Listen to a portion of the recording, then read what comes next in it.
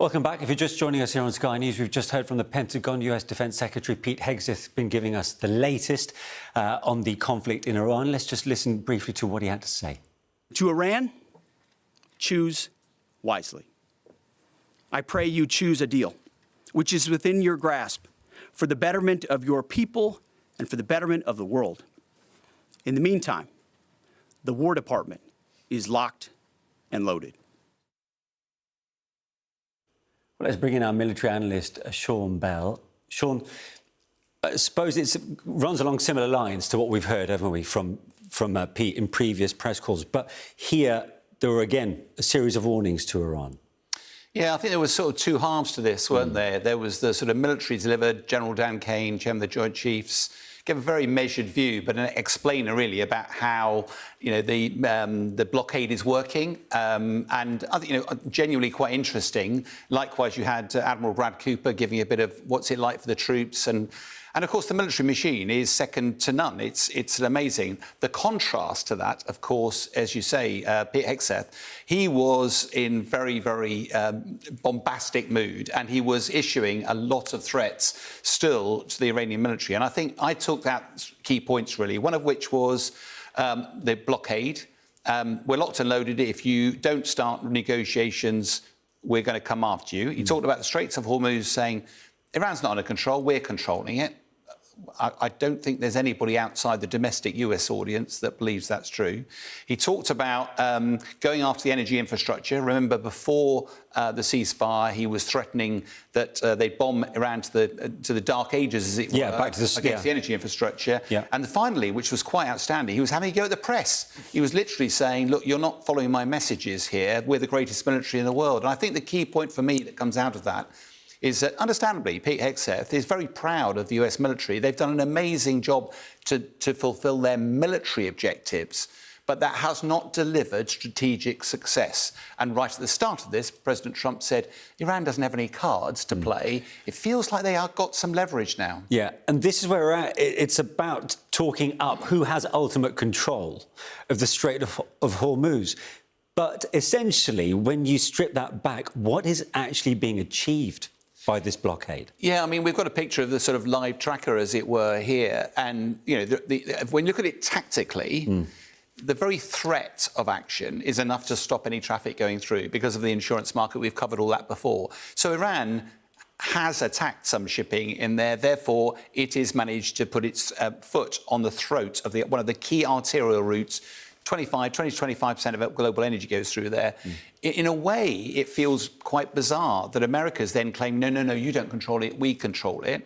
There's quite rightly, American blockade is incredibly impressive. That was what Admiral Kane was talking about. No other nation in the world could do it the way they are. But I'm not entirely clear how if you blockade a strait that's already closed, how that actually helps. And there are reports that empty ships are coming in and out. There's also reports that China, because it gets a lot of its energy, although President Trump is sort of dismissing that worry, China must be getting concerned that it's not getting its oil, and that's vital to its economy. So there's undoubtedly pressure and stuff going on behind the scenes. But the big picture is there's a tiny fraction of any trade going through here at the moment. That's causing the energy crisis, and that's not going to be resolved until the war is negotiated and finished. But by continuing this US blockade, are they not essentially depriving the Iranian regime of much-needed funds, revenue, and also weaken the economy further to make them in a more perilous, weaker state?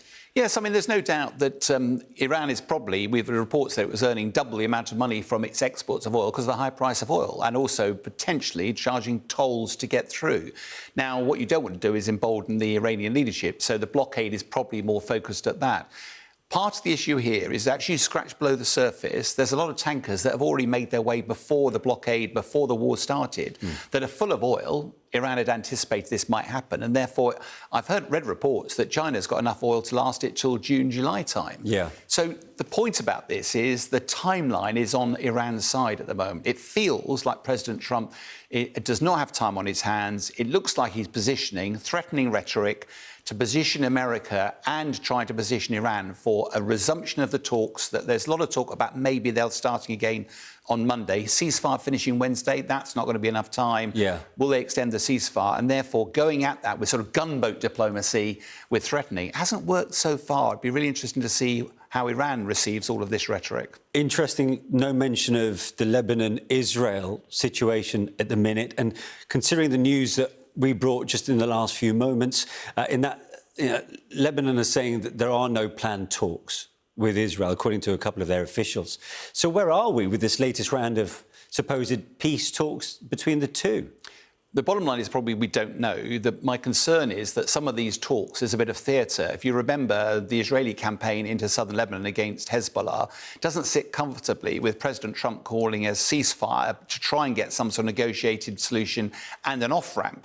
So almost certainly Trump has put pressure on Netanyahu to just back off a bit, have some talks. Those talks we understood at Washington was probably on a diplomatic but at an ambassadorial level, not at a key level.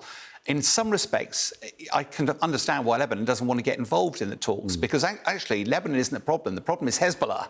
And all that Israel will say to the Lebanon is, you haven't sorted out Hezbollah. If you don't sort it out, we are going to. We're obliged to. Hezbollah says, well, we're going to carry on anyway. Lebanon can't do anything about it. So in a way, it feels like the wrong people are getting around the table. We talk about talks, but they're not talks that are going to lead to a resolution of this conflict. Yeah. And finally, we have essentially a standoff in the Strait right now, as the globe pays ultimately the price for rising prices in energy, no matter whether it's residential or industrial. Time is clearly more on Iran's side here than the US, isn't it? No, you're absolutely right. And if you remember, before the war started, the Strait of Hormuz wasn't even an issue. It wasn't on the list of priorities at all. I mean, the core question here is America went in with the core of stopping Iran getting a nuclear weapon, stopping it delivering those nuclear weapons, ballistic missiles, and stopping it being a threat to its neighbours. That military campaign, conducted ruthless efficiency by one of the best militaries in the world, has been devastating. But it hasn't delivered the outcomes that America wants. And although President Trump said Iran doesn't have any cards in negotiation, therefore we're going to bludgeon it into submission, it doesn't feel like Iran's on the verge of surrender. And it certainly feels that Iran has now got more leverage, more cards than ever had before, potentially even a winning hand. That sounds like heresy, but the harsh reality is a reading of it at the moment. Trump needs out. Iran is still standing and is controlling the Strait.